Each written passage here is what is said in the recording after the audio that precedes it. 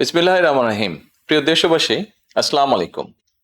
আজকে আমি আপনাদের সাথে একটি বিষয় নিয়ে খুব সংক্ষেপে দুটি কথা বলতে চাই। যে বিষয়টি সমাজের প্রত্যেকটি শ্রেণী পেশার মানুষকে স্পর্শ করে। যে বিষয়টি কি সেটি সেটি হচ্ছে আমাদের পরিবেশ। অর্থাৎ আমি, আপনি, আমরা সকলে যে পরিবেশটাতে থাকি সেই পরিবেশটি কেমন, আমার আশপাশটি কেমন। আপনারা নিশ্চয়ই অধিকাংশ ক্ষেত্রে খেয়াল করে দেখেছেন, আমরা ঢাকা শহরের যে কোনো রাস্তাঘাটই হোক, যে কোনো এলাকাই হোক, যে কোনো জেলা শহরের এলাকাই হোক, রাস্তাঘাট হোক, এমনকি উপজেলা পর্যায়েও ক্ষেত্র বিশেষে বিভিন্ন গ্রামগঞ্জেও আমরা দেখেছি যে যেখানে বাজার ঘাট বা রাস্তা চলাচলে বেশি, সেই জায়গাগুলোতে চারিদিকে একটা জিনিস খুব পরিষ্কারভাবে চোখে পড়ে, যেটি আমরা যখন ছোট ছিলাম, আজকে থেকে 40 বছর আগে, 30 বছর আগে দৃশ্যটা এমন ছিল না, কিন্তু বর্তমানে দৃশ্যটা এইরকম। সেটা কেমন?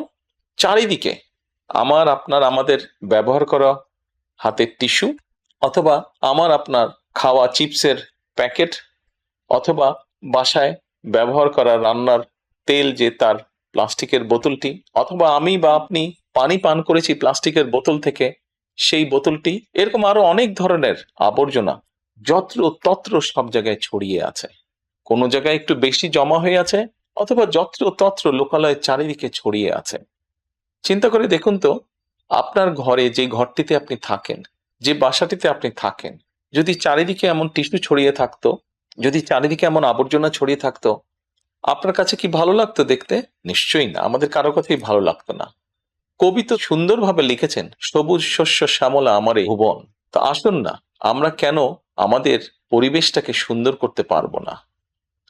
বাংলাদেশের অধিকাংশ মানুষই পায়ে হেঁটে চলে, অথবা রিকশায় যায়, অথবা বাসে চলাচল করে। এই মানুষগুলো যখন রাস্তা পার হয়, বিভিন্ন জায়গায় যখন আবর্জনা জমে থাকে, ময়লা থাকে, এই মানুষগুলোর কিন্তু অনেক কষ্ট হয়, বিভিন্ন জায়গায় অনেক দুর্গন্ধ হয় এই আবর্জনা জমে থাকে।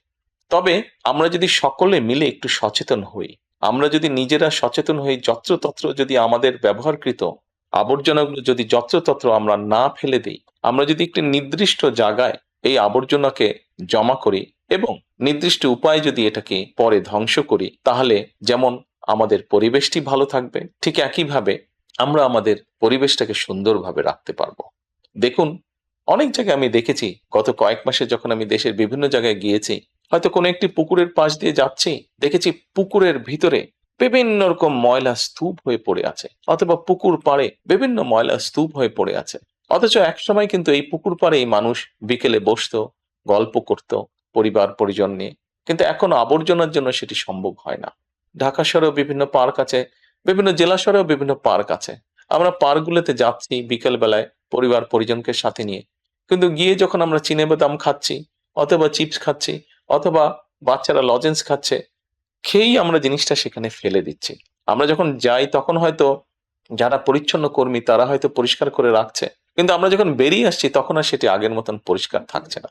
কিন্তু যদি যে পরিষ্কার থাকতো, আপনি যদি পরিষ্কার করে রেখে আসেন, আপনার পরবর্তীতে যে যাবে সেও সেই পরিচ্ছন্নতা, সুন্দর পরিবেশটি উপভোগ করতে পারবে। কাজে আসুন না, আমরা যদি আজকে থেকে প্রত্যেকে সচেতন হই, আমাদের হাতের আবর্জনা বা ব্যবহৃত আবর্জনা যদি নির্দিষ্ট জায়গায় সুন্দরভাবে আমরা গুছিয়ে ফেলি, তাহলে ধীরে ধীরে হয়তো আমরা আমাদের এই বাংলাদেশটাকে আবর্জনা মুক্ত করতে পারবো, সুন্দর একটি পরিবেশ গড়ে তুলতে পারবো। দেশটা তো আমাদের সকলের। আমরা সকলে মিলে যদি চেষ্টা করি, সকলে মিলে যদি একটু একটু করে করি, তাহলে আমরা বড় কিছু করতে সক্ষম হব। প্রিয় দেশবাসী, আপনাদের কাছে আজকে এই সহযোগিতাটা আমি চাইছি।